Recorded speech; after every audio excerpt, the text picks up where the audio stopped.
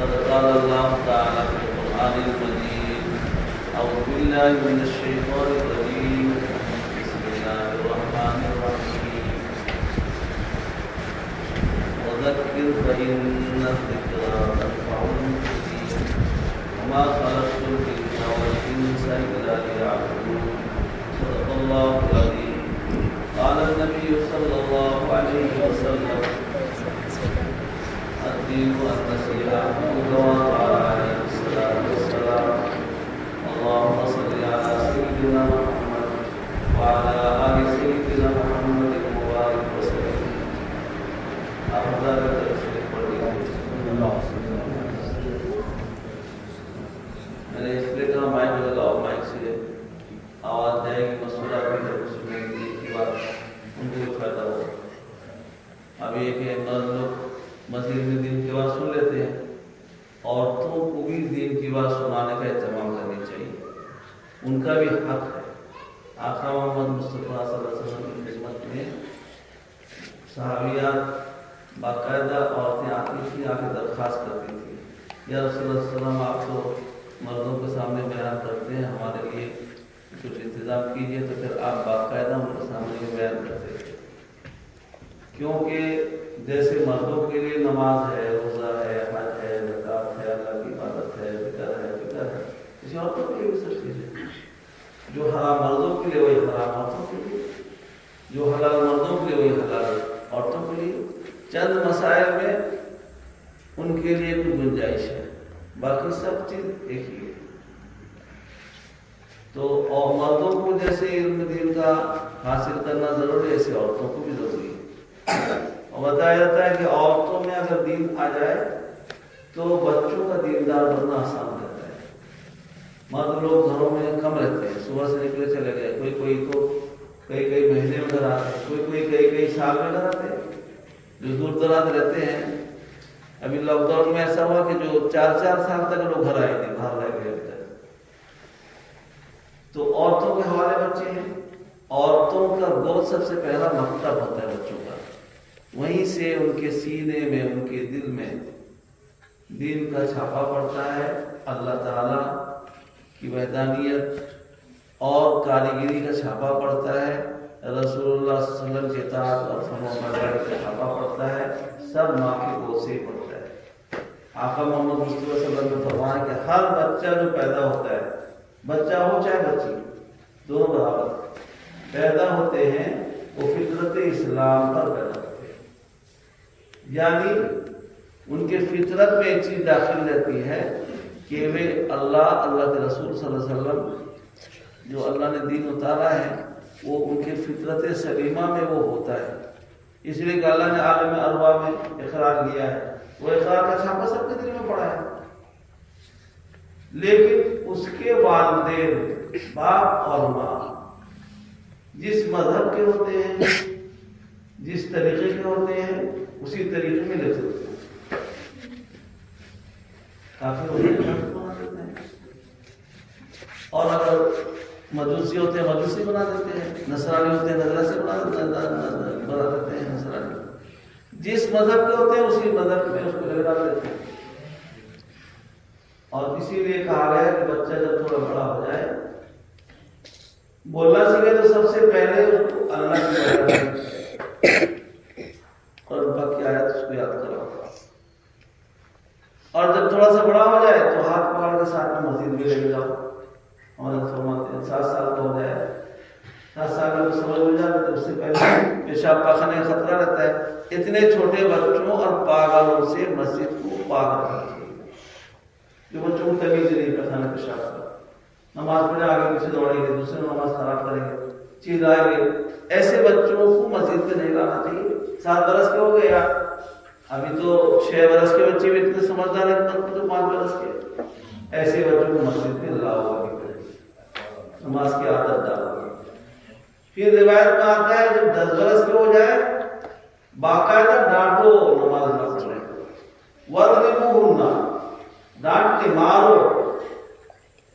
وَاضْرِبُوهُنَّ، دین اتنا آسان ہے اور آقا محمد مصطفیٰ صلی اللہ علیہ وسلم اتنے شفیق اور مہربان ہیں کہ اللہ تعالیٰ نے قرآن پاک میں فرمایا کہ نبی نبی اللہ کے رسول یہ امت کے حق میں اپنی ذات اپنی جان سے بھی زیادہ شفقت کرتے ہیں.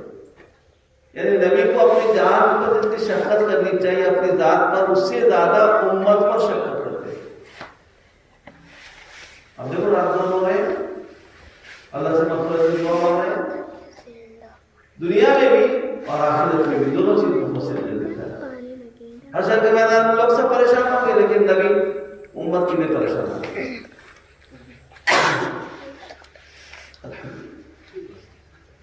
نبی جو ہے امت کے لیے پریشان ہوں گے ہر جگہ. ایک صحابی نے پوچھا یا رسول اللہ صلی اللہ علیہ وسلم حشر کے میدان میں آپ کی کہاں ملاقات ہوگی کہاں تلاش کروں آپ کو. دیکھو قربان جاؤ آقا محمد مصطفیٰ صلی اللہ علیہ وسلم نے فرمایا جہاں میری امت مشکل میں ہوگی وہیں مجھے تلاش کرو. کبھی میں عرش کے سامنے کھڑا ہوں گا اللہ سے سفارش کر رہا ہوں گا اور کبھی میں پلسرات کے نیچے کھڑا رہوں گا اپنے امت کے مشکل کو آسان کرنے کے لیے پلسرات پر آزاد سے گزارنے کے لیے. اور کبھی میں جہنم کے دروازے پر کھڑا رہوں گا اللہ سے سفارش کر کے میرے گنہگار امتی کو جہنم سے نکالنے کے لیے. ہر مشکل کے جگہ میں میدان میں کھڑا ہوں. بتاؤ کیسے نبی اللہ نے عطا کیا اتنا فکر مند نبی. اور دنیا میں دیکھو اتنا فکر ہے اللہ اکبر. آخری وقت ہے آپ کا.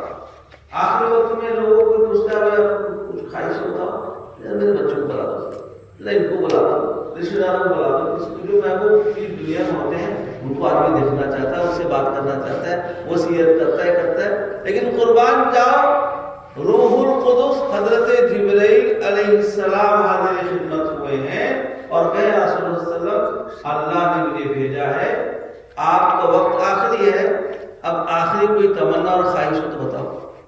روح پرواز کرنے سے پہلے نبی کو اختیار دیا جاتا ہے نبی کو پوچھا جاتا ہے. موسیٰ کلیم اللہ کے پاس بھی اسرائیل علیہ السلام آئے کہا اللہ کے نبی آپ کو چلو جنت کی طرف. کہا جنت کی طرف وہ جلالی تھے ڈانٹ دیے واپس ہو گئے. پھر اللہ کہا کہ جاؤ یہ کہو کہ چلو اپنے رب کی طرف اپنے اللہ کی طرف فوراً حوالے ہو گئے. تو نبی کو اختیار دیا جاتا ہے. تو حضرت جبرائیل علیہ السلام نے آ کر عرض کیا یا رسول اللہ صلی اللہ علیہ وسلم آپ کا آخری وقت ہے اللہ پوچھ رہے ہیں آپ کی کیا خواہش ہے کیا تمنا ہے. کوئی آخری خواہش ہو تو بتاؤ. قربان جاؤ آقا محمد مصطفیٰ صلی اللہ علیہ وسلم نے کہا میں تو دنیا سے جا رہا ہوں میرے اللہ سے کہو میری امت کا کیا ہوگا. اپنی جان سے بھی زیادہ وہ تو معصوم ہے اللہ کے محبوب بھی ہیں معصوم بھی ہیں اور سارے نبیوں کے سردار اور سرتاج بھی ہیں. آخری نبی ہیں اللہ کے. آخری وقت میں اپنی خواہش اپنا ارادہ اللہ کے سوال پوچھنے پر بتا رہے کہو میرے اللہ سے میں تو جا رہا ہوں دنیا سے میرا وقت ہو گیا میرے امت کیا ہو معافی بخشش کرائے اور اس کے بعد جبرائیل علیہ السلام کو قبض کر دیں. جہاں دیکھو آقا محمد مصطفیٰ صلی اللہ علیہ وسلم میرے محترم بھائیوں اتنا شفیق امت پر ہے. مجدد الفسانی امام ربانی نے لکھا ہے کہ میں نے بہت سارے مجاہدے کیے بہت سارے کتابوں کا مطالعہ کیا مراقبہ کیا محاسبہ کیا وظائف پڑھے بہت سارے بزرگوں کی خدمت میں رہا. میں نے سنت پر عمل کرنے سے بڑھ کر کوئی چیز نہیں پایا. سنت ہمارے حضرت قیصر رحمۃ اللہ علیہ یہ سنت اللہ کے نبی محمد مصطفیٰ صلی اللہ علیہ وسلم کا عمل کو کہتے ہیں. آپ نے جو فرمایا وہ سنت جو کر کے دکھلایا وہ سنت. آپ کے سامنے کوئی صحابی رضی اللہ تعالیٰ عنہ میں سے کوئی عمل کیے آپ نے انکار نہیں کیا وہ بھی سنت. اس لیے صحابہ میرے صحابہ ستارے کو مانند ہیں. ستارے کو گن سکتا ہے گننا مشکل ہے. ستارے سے مانند ہے کمانے ستارے سے لوگ راستہ تلاش کرتے تھے پہلے زمانے میں. جنگل پر میں راستہ بھٹک گئے, ہمیں اسلام پور جانا ہے تو ستارہ بتانا تھا اسلام پور ادھر ہے. آج نیٹ کی دنیا والے آسان کر دیے ہیں, گاڑی میں نیٹ بتا دیتے ہیں, اللہ کا ستارہ نہیں ہوتا ہے, نیٹ کا تعلق بھی تو ستارہ سے ہوتا ہے. ستارہ بتاتا تھا ادھر جانا ہے, جانے سے تم یہ فلاں علاقے میں پہنچو گے. پہلے زمانے میں بھیڑ نہیں تھی, لوگ سورج کو دیکھ کر وقت بتا دیتے تھے کہ آپ کو فلاں اتنا وقت ہو رہا ہے. رات میں چاند کو دیکھ کر تاریخ بتا دیتے لوگ, آج 2 تاریخ ہے, 4 ہے, 3 تاریخ ہے, ہم نہیں بتا سکتے. آج یہ ہمارا سمجھ کے اندر آ گیا. جیسے ڈاکٹر لوگ پہلے نظر دیکھ کر یہاں وہاں لگا کر کمپاس کہتے تھے, تم کو ٹھنڈا ہے, کھانسی ہے, گلگریا ہے, دوا کھاؤ. ابھی کہہ سکتے ہیں کچھ نہیں. ابھی مشین جو ہوتا ہے ٹیسٹ کر کے رپورٹ لاؤ گے, دیکھ کے دوا لکھ دے گا. سائنس کچھ بتا سکے. مشین کے سب محتاج ہو گئے, دماغ لگانے کو تیار نہیں. اگر دماغ لگا کے لکھے گا آدمی بھی ماننے کو تیار نہیں. ڈاکٹر صاحب ذرا ایم آر آئی کرا دیجیے گا, ڈاکٹر کیا کروایا اس کا لکھ دے گا ایم آر آئی فلاں دن کرا کے لاؤ. ڈاکٹر کا کمیشن ادھر پہنچے گا شام کو, جتنے آدمی اس کے پاس گئے اتنا کمیشن شام کے حساب اس کے پاس پہنچے گا. آدمی کو اطمینان نہیں, آدمی سوچتے ہیں اللہ اکبر کہ ڈاکٹر علاج کر کے ہمیں بچا لے گا موت سے. بچا نہیں سکتے. ایک آدمی کا بیٹا ڈاکٹر تھا, باپ بیمار ہو گئے, ابھی کووڈ-19 کتنے لوگ بیچارے چلے گئے, تو وہ بیچارے باپ کے ساتھ لگا رہا, یہاں سے وہاں پٹک لگا رہا. لیکن میرے بھائیوں, اپنے باپ کا جب وقت آ گیا بچا نہیں سکا, لاش لے کے آیا. بیٹا اٹھا لے نہیں اٹھا سکتا. حشر کے میدان میں لوگ پریشان ہوں گے, کون بیٹا وہ کام آئے گا؟ ڈاکٹر, انجینئر, جو دیندار بیٹا ہوگا, حافظ قرآن ہو, عالم دین ہو, یا دیندار ہو. کم سے کم قرآن نازل ہی پڑھنا جانتا رہے, دیندار ہوگا, نماز کا پابند ہوگا. ایسے بیٹے اولاد دنیا میں بھی کام آئیں گے, آخرت میں بھی کام آئیں گے. تو بتایا مجدد الفسانی رحمۃ اللہ علیہ نے کہ میں نے بہت سارا مطالعہ کیا, دیکھا, پڑھا, سنت سے زیادہ کوئی چیز پر فائدہ نہیں ملا. تو سنت کے انہوں نے 4 فوائد لکھے ہیں ظاہری اعتبار سے. کہ سنت پر عمل کرنے سے سب سے پہلا فائدہ سے آپ کو یہ سناؤں گا, زیادہ تو سنانا نہیں. مستورات میرے گھروں میں سنتی ہیں, غور سے سنیں, اس پر عمل کریں. میرے عزیزم حافظ و مولانا بدر اللہ صلی اللہ علیہ وسلم ہمارے یہاں پڑھتے تھے, آواز اچھی ہے ماشاءاللہ, ابھی بھی ہے. قرآن پاک بھی بڑھیا پڑھتے ہیں, نعت نظر بھی بڑھیا پڑھتے ہیں. دونوں چیز میں کشش ہے. قرآن پاک اللہ کا کلام ہے, اور نعت اللہ نبی صلی اللہ علیہ وسلم کی تعریف و توصیف ہے. اگر کوئی دھیان سے سنے تو اس میں بھی مزہ آتا ہے, اگر اس کے جو ہے معنی صحیح ہو, الفاظ صحیح ہو. تو انہوں نے پڑھنا سنایا کہ 4 مفید چیزیں جو سنت پر عمل کرنے سے تجربے میں آئی. نمبر 1, سنت پر عمل کرنے سے عمر اور صحت میں برکت. عمر اور صحت میں برکت. کھانا اگر حساب سے آدمی کھائے گا, سنت کے لیے ایک صحابہ رضی اللہ عنہ رہتے تھے, وہاں ایک مالدار آدمی تھے, انہوں نے حکیم صاحب کیا جا کہ تم چلے جاؤ وہاں اپنے طرف سے دوا لے کے بیٹھو, لوگ آئیں گے علاج کرنا فری میں میری طرف سے. ہو گیا مہینوں رات کوئی چل جائے. ابھی بھی ڈاکٹر کہتے ہیں لوگ کھا کے بیمار ہوتے ہیں, بھوکا رہ کے بیمار ہوتے ہیں. جتنے لوگ اکثر بیمار مریض ہوتے ہیں, بے وقت کھانا, زیادہ کھانا, ادھر ادھر کی چیز کھانا, بے وقت سونا, سب اسی وجہ سے بیماری ہو رہی ہے. اور کھانا بھی زہر عادت ہے. کوئی چیز آپ کو خالص ملے گی نہیں. سبزی میں بھی کہتے ہیں, بھنڈی میں انجیکشن دے دیتے ہیں, بیگن کو اتنا بڑا بڑا کر دیتے ہیں, کدو کو اتنا بڑا بڑا کر دیتے ہیں. وہ انجیکشن سب جو دیتے ہیں زہر ہے, اور لوگ جو بھر رہے ہیں, اللہ ان کو ہدایت دے, وہ انسان کے کھانے میں بھی نقلی اور ڈپلیکیٹ کرتے ہیں. ابھی ہم جگہ میں پکڑے تھے ایک آدمی کو جو پنیر کو کیسے بناتا تھا, مجھے نہیں کیسے بناتا تھا, نہیں وہ جو موبل جلا موبل سے کھانا، جب اس کو آدمی کھا گا اس سے کیا حالت ہوگا پیٹ کا، اس کا بیماری ہوگی۔ آدمی پتہ نہیں کیا کیا اللہ جانے، 2 کوڑی کے لیے انسان کی زندگی سے کھیلتے ہیں، 2 کوڑی کے لیے بچوں کی زندگی سے کھیلتے ہیں، کیا کیا چیز ملاتے ہیں پتہ نہیں لگتا، بیماریاں۔ تو کہا کوئی مریض ہے کہ اتنا دن ہو گیا؟ تو وہاں کے لوگوں سے پوچھا کہ آپ کی جو نبی ہیں وہ کیا حکیم بھی ہے؟ کچھ حکمت کی بات بھی بتاتے ہیں؟ کہا کہ ہاں حکیم بھی ہے، حکمت کی بات بھی بتاتے ہیں۔ کیا بتاتے ہیں بتاؤ؟ کہا وہ کہتے ہیں کھانا جب کھاؤ تو حساب سے کھاؤ، پیٹ کا 3 حصہ کرو، ایک حصے میں کھانا، ایک حصے میں پانی، ایک حصہ ہوا کے لیے کھانا چھوڑو، اور کھانے کا وقت متعین کرو، اس وقت کھاؤ اس وقت کھاؤ، اور ساری چیز کھاؤ۔ کھائی تو سب کچھ اسی میں رہتے ہیں۔ وکیل بولا ساری بیماری کا جڑ پیٹ، رات کے 12 بجے کھاتے اس کو سو جاتے ہیں، کھانا کیا ہضم ہوگا؟ ہمارے بچوں کو بگاڑ 3 ٹائم نہیں ہے، بچے 7 مرتبہ دن میں کھاتے ہیں، صبح نماز کے بعد 1 مرتبہ کچھ کھایا بسکٹ، پھر ابھی وہ ٹھیک سے ہضم بھی ہوئے نہیں، 9 بجے پھر ناشتہ پیٹ بھرا کھا لیے، پھر ابھی سے چھٹی بھی 11:30 بجے، پھر کوئی کیک کوئی بسکٹ کھاتا ہے، پھر دیکھیں 1:30 بجے پھر کھانا کھاتے ہیں، پھر 4 بجے پھر کچھ کھاتے ہیں، کھانا ہی کھاتے ہیں۔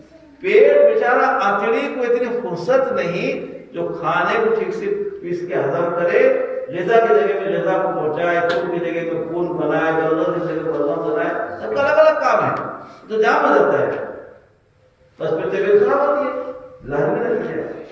سنت پر عمل کرنے سے آقا محمد مصطفیٰ صلی اللہ علیہ وسلم کے طریقے پر آپ کس طرح کھاتے تھے؟ دیکھو آپ ایک دفعہ کھا رہے تھے، عمر عائشہ رضی اللہ تعالیٰ نے دیکھا رسول اللہ آپ اس طرح کھا رہے ہیں، جھک کر کھانے کی طرف، کہا کہ کھانا اللہ کی نعمت ہے، دیکھ لگا کہ کھانا مقدری ہے، ہم کھانے کے محتاج ہیں، کھانا ہمارا محتاج نہیں ہے، اسی لیے میں کھانے کی طرف تھوڑا جھک کے کھاتا ہوں تاکہ اس کا اکرام ہو کہ اللہ کی نعمت ہے، اور اللہ کی نعمت کو اسی طرح کھانا بسم اللہ پڑھ کے پھر ختم کر کے الحمدللہ پڑھنا، یہ بھی شفا ہے۔ بغیر بسم اللہ کھانے سے شیطان کھانے میں شریک ہو کے پیٹ کے اندر جاتا ہے، کھڑبڑ کرتا ہے، یہ روایت سے ثابت ہے، کھانے کو بھی بدل ہے۔ تو انہوں نے کہا یہ تو سب کچھ ہے، آپ کے نبی آپ کے رسول جو ہیں یہ تو حکمت کی سب بات بتا دی۔ دوسری کیا چیز بتایا؟ ابھی تفصیل میں کرو گے، آگے بہت تفصیل ہے، لیکن اس میں پوری تفصیل ہے، بہت مختصر کچھ دن کی بات سناؤں گا تاکہ مجھے بھی یاد رہے اور آپ کو بھی یاد رہے، جو سنتی ہے پردے میں رہ کے مشغولات ان کو بھی یاد رہے، اس پر عمل کرے۔ ایک چیز ہے سنت پر عمل کرنے سے عمر اور صحت میں برکت، جب تک جیے گا صحت کے ساتھ جیے گا، صحت کے ساتھ جیے گا تو نماز بھی پڑھ سکے گا، روزے بھی رکھ سکے گا، سب کر سکے گا۔ اگر بیمار رہا کرے گا کیا کرے گا؟ بیمار آدمی کیا کرے گا؟ اللہ بڑے کریم ہے، بیمار آدمی کو فضل کرتے ہیں، صحت عمر اور صحت میں برکت ہے۔ دوسری بات بتایا کہ استقامت فی العمل نصیب ہوتا ہے، جب سنت پر عمل کرتا ہے، ایک سنت پر عمل کیا، دوسرے سنت پر اللہ کی طرف سے عمل کرنے کی توفیق ہو جاتی ہے۔ عمل نماز پر پابند ہو جاتا ہے، روزہ آسانی سے رکھ لیتا ہے، دین کے تمام شعبوں پر آسانی سے چلنے لگتا ہے، یعنی عمل میں استقامت نصیب ہوتا ہے۔ دوسری فائدے کی باتیں بتایا، عمل میں استقامت۔ ایک بزرگ تھے کہتے تھے کہ جب میں اللہ کرتا ہوں تو اللہ اس کو میں بولنے کو قبول کرتے ہیں، میں جان لیتا ہوں قبول کیسے۔ کسی نے پوچھا حضرت آپ کو پتہ کیسے چلتا ہے اللہ کے یہاں قبول ہوا کہ نہیں ہوا، آپ کیسے جان لیے؟ کوئی الہام آپ کے پاس آتا ہے یا کوئی اللہ کی طرف سے آپ کو سند ملتی ہے، کیسے جان لیے؟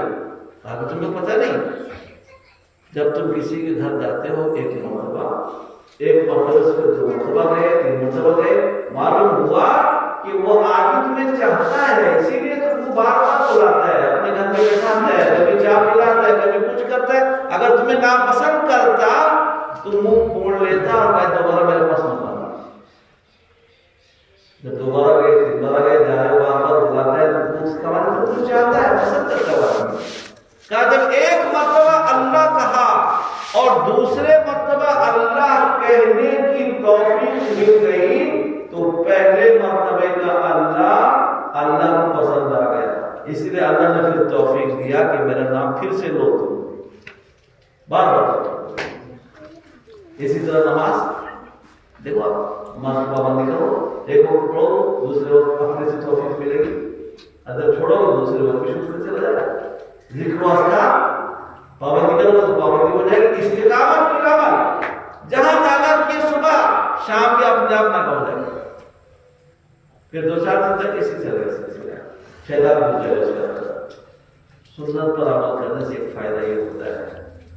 تیسرا فائدہ لکھتا ہے کہ سنت پر عمل کرنے سے نیک لوگوں کی، صالحین کی صحبت نصیب ہوگی. اور نیک اور صالحین کی صحبت سے ہمارے حضرت قاری صاحب رحمۃ اللہ بڑے اچھے اللہ سے فرمایا کرتے تھے کہ جب نیک لوگوں کی صحبت ملے گی، ان کے پاس اٹھنا بیٹھنا ہوگا، ان پر اللہ کی رحمتوں کا نزول ہوتا رہتا ہے، تو تمہیں بھی اس کا نفع پہنچے گا اور تمہاری دینداری میں بھی اضافہ ہوگا اور تم آہستہ آہستہ مضبوط ہو کر دین پر چلے لوگ. جو لوگ اللہ کا تعلق رکھتے ہیں آہستہ آہستہ ان کی زندگی چلتی جائے گی. کوئی معاملہ بڑا تک پوچھتے ہیں، جو نہیں پوچھے گا ہمارے سماج سے داخلہ لے لیے، سمجھ داخلہ لے لیے اور پڑھنے آتے نہیں، کیا فائدہ ہوگا؟ ارے داخلہ لیے تھے پڑھنے کے لیے، اب جب ایڈمیشن کرا لیا اب کلاس میں اس کو آنا پڑے گا، کتاب سب یاد کرے گا تب امتحان میں پاس ہوگا. ایڈمیشن لے کے بھاگ گیا، امتحان نہیں چلایا، پاس ہوگا وہ بس اس سے. جب کسی سے تعلق قائم کیے تو فرماتے ساری زندگی اس سے رابطے میں رہنا ہے، ان کو کچھ حضرت یہ ہوا کیسے کرو، دین کی بات بھی، دنیا کی بات بھی، معاملے کی بات بھی، سب اس میں اللہ کی طرف سے رہبری ہوگی اور آدمی بڑے بڑے گناہوں سے آسانی سے بچ جائے گا، بڑے بڑے جھگڑوں سے نمٹ گئے. اللہ تعالیٰ کو فون کیا تو فلاں گھر میں ایسا ہو گیا. ایک آدمی فون کیا، میرے والد صاحب مجھے ایسا ڈاکٹر صاحب کی، میں کیا کروں؟ انہوں نے سمجھا دیا، دیکھو بیٹے ابا کا بڑا فرض ہے، تم ابا کے سامنے گفتگو بھی مت کرو، خاموشی اختیار کرو. کچھ نہ کچھ اثر ہوگا. اس پر اثر ہوا. اس نے ابا کے سامنے خاموشی اختیار کیا. ایک دفعہ ابا ڈانٹے، دوسری دفعہ ڈانٹے، تیسری دفعہ اپنے آپ ہتھیار ڈال دیے کہ اس کے پیچھے پڑے تو ڈانٹ کچھ کہتے ہی تو کچھ بولتے ہی نہیں. ہم تو اس کو گھر سے بگانا چاہتے تھے، نکالنا چاہتے تھے. بہت سارا بیوی اور شوہر کی زندگیوں میں سدھار پیدا ہو جاتا ہے. اللہ کو رفتار رکھے. ماں اور بچوں کے درمیان میں تعلق استوار ہو جاتا ہے تو کہاں صحبت صالحین نصیب ہوگا، نیک لوگوں سے صحبت نصیب ہوگی.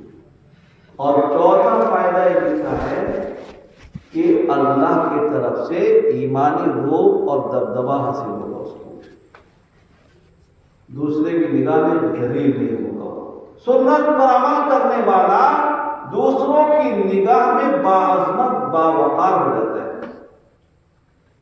ایک دفعہ واقعہ ہے صحابہ رضی اللہ عنہ کی ایک جماعت کہیں پر اللہ کا راستہ میں گئی تھی تو ہر جگہ کامیاب ہوتے تھے.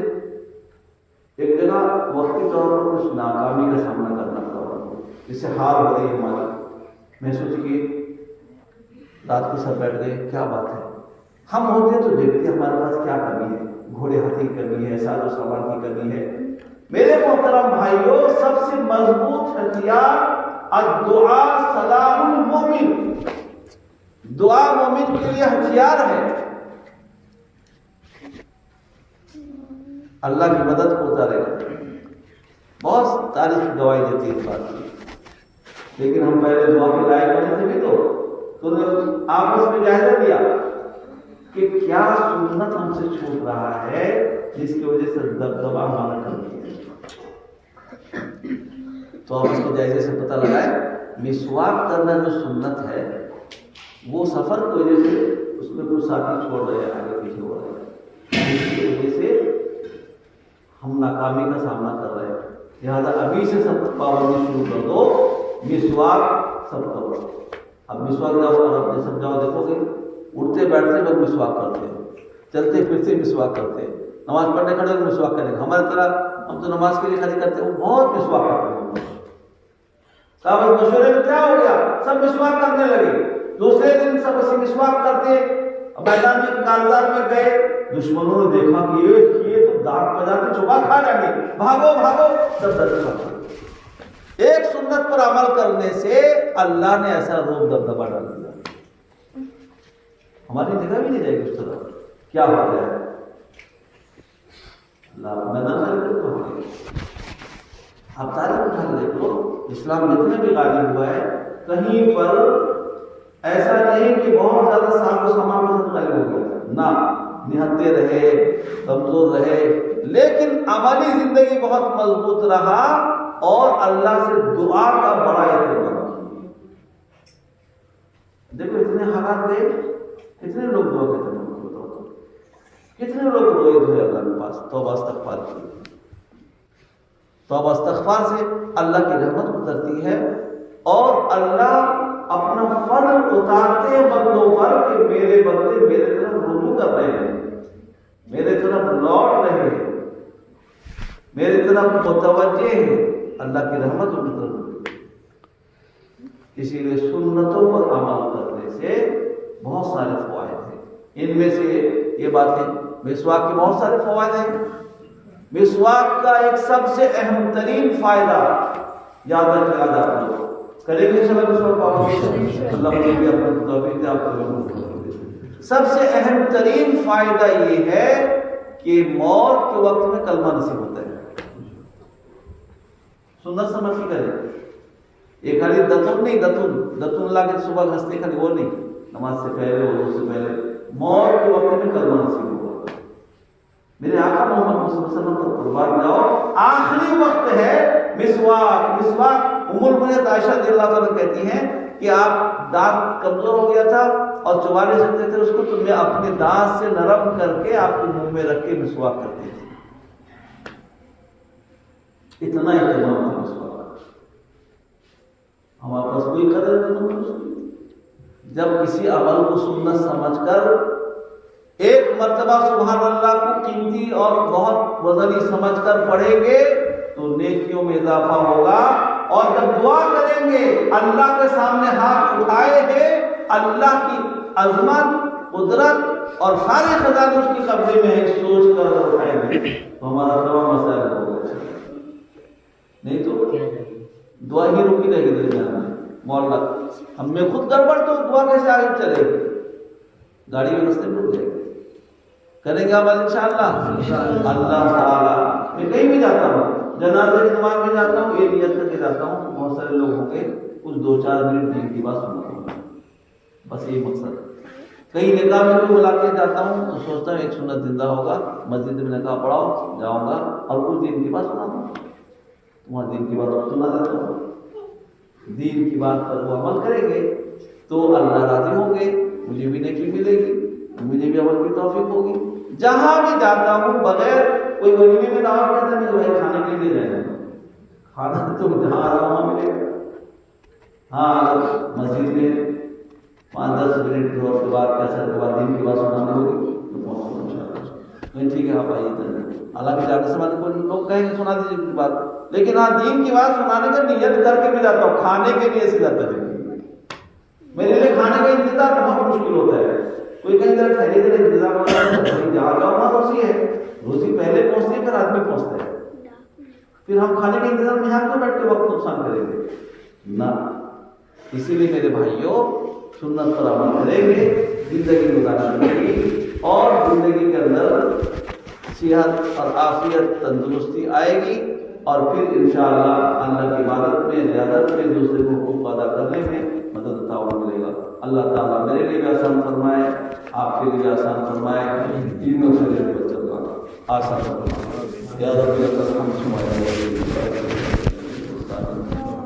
اللهم صل على سيدنا محمد وعلى آل سيدنا محمد وبارك وسلم.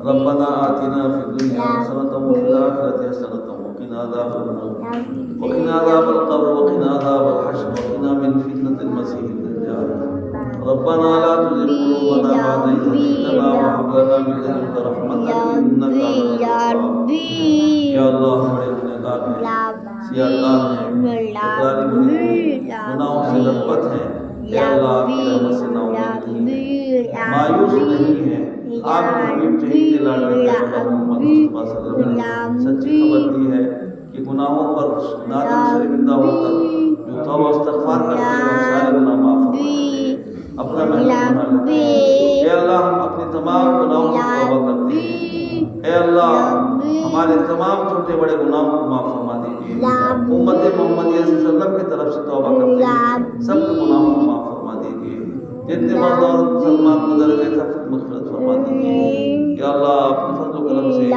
دین اور شریعت پر چلنا ہمارے آسان فرما دیجیے نفس و شیطان کے مکر قید سے ہماری حفاظت فرما دیجیے ہمیں جب تک زندہ رہے اسلام کا ساتھ رکھیے صحت کے ساتھ عافیت کے ساتھ برکت والی وسعت والی حلال روزی دیجیے اے اللہ جب ہمارا آخری وقت ہو کامل ایمان پر خاتمہ مقدس فرما دیجیے اے اللہ جس بچے نے بسم اللہ خانی کیا آپ کا نام اپنی دوسری زبان سے لیا ہے اے اللہ اس بچے کو تندرست بنا دیجیے یا اللہ اس کو صحت عطا فرما دیجیے اس کی زبان میں قوت گویائی عطا فرما دیجیے اس کے کان کی سماعت کی قوت کو لوٹا دیجیے اے اللہ اپنے فضل و کرم سے بچے کو تندرست بنا دیجیے اپنے فضل سے نواز دیجیے اے اللہ جتنے لوگ ہاتھ اٹھائے ہیں سب کے جائز مرادوں کو تمناؤں کو پورا فرما دیجیے جتنی دین کی بات ہوئی اس پر عمل کرنے کی توفیق عطا فرمائیے یا اللہ اس بستی کے ایک ایمان والوں کے گھر میں خیر و برکت کا نزول فرمائیے سب کو دیندار بنا دیجیے سب کو اولادوں کو اطاعت شعار فرما بردار بنا دیجیے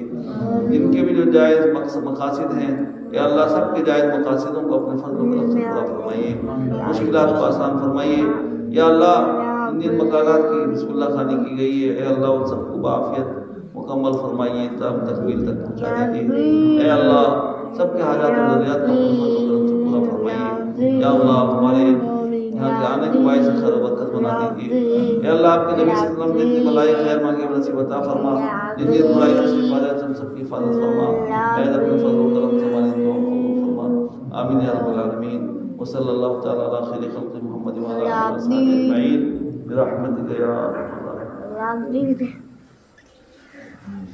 آپ لوگوں کے تعلق اور محبت کی وجہ سے بار بار آنا ہو جاتا ہے، کئی دفعہ جانا ہو گیا